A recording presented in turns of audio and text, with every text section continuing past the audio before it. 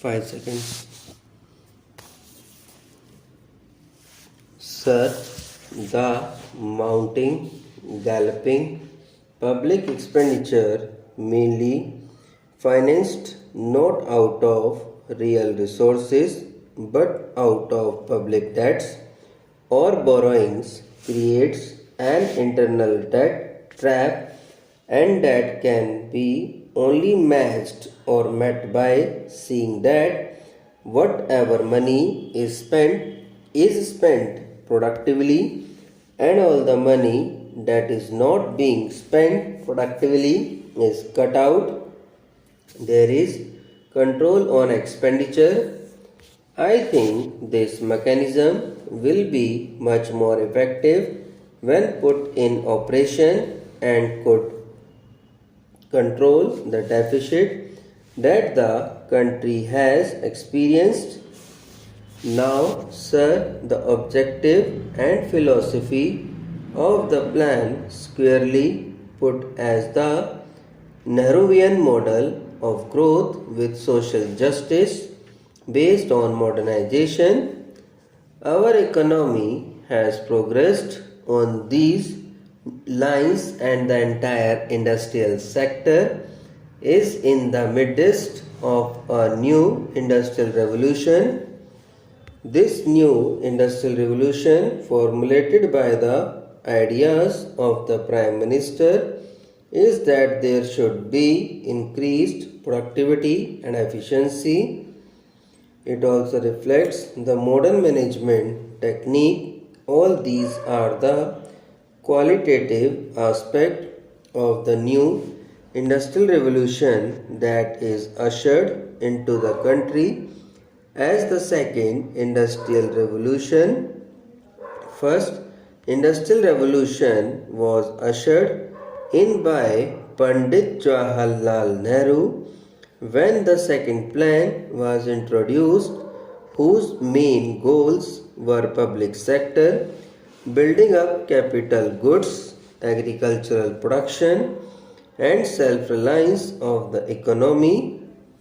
The country has progressed in this direction, and India is now one of the most industrialized economies, but there are large gaps, and Prime Minister has introduced the second phase of the industrial revolution with its emphasis on modernization, efficiency, and productivity.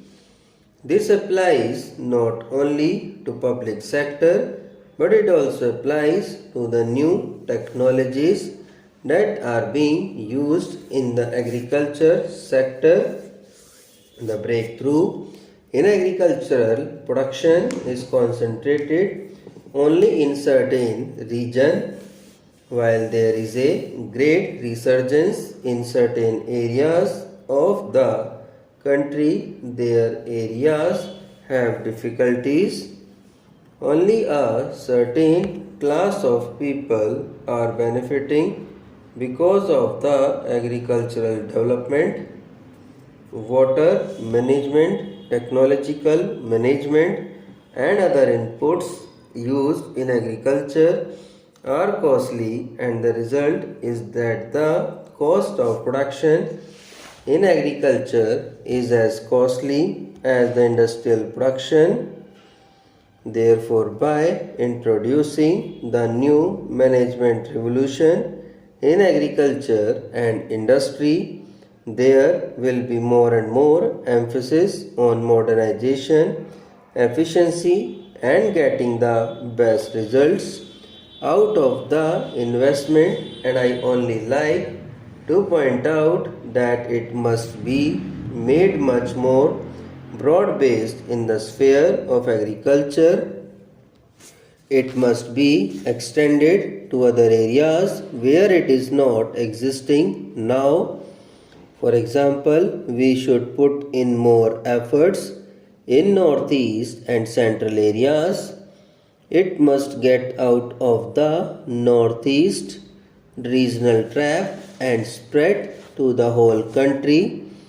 In addition, our agricultural products must be less costly There was a time when we could not export even though we had produced more.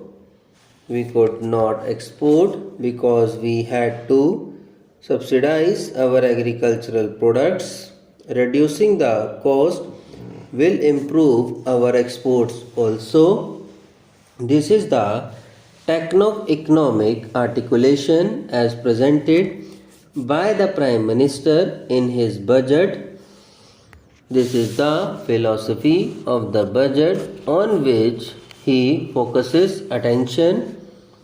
He charters a new path that the budget will be pro-poor, growth-oriented, and this budget will be for equal distribution and social justice.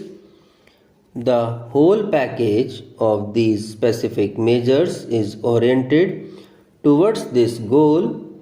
The budget should be non-inflationary and with tight control on expenditure. We should try to get the best out of every rupee that we spend. This is the philosophy that he has placed before the country, and he wants to take the country on the road to prosperity. Similarly, the economic structure is no less profound. If you see the measures, if you take the demand and supply management, the need is to curb the aggregate demand.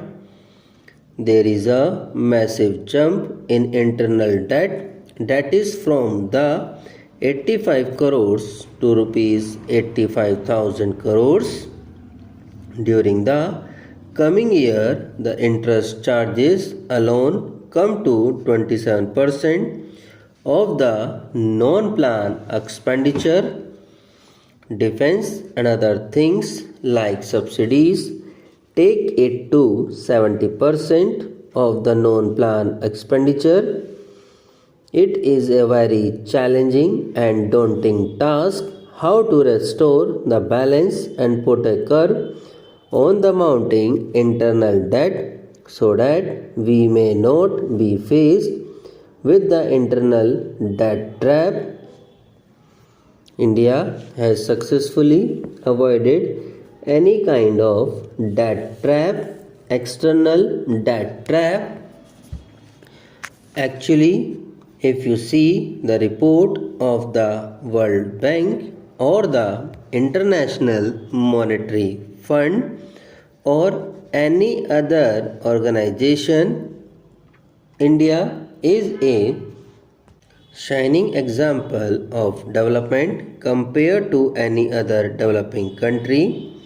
The budget strikes a new path, a Gandhian approach, if I may say so, in bringing about simplicity in administration by giving up 11 ostentation projects, all ostentatious way of spending in governing the country.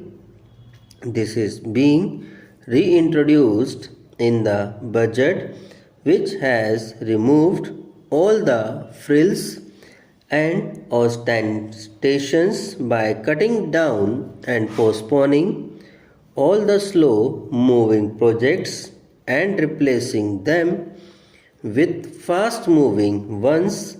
Large funds are allocated for the rural poverty alleviation through increase in productive employment.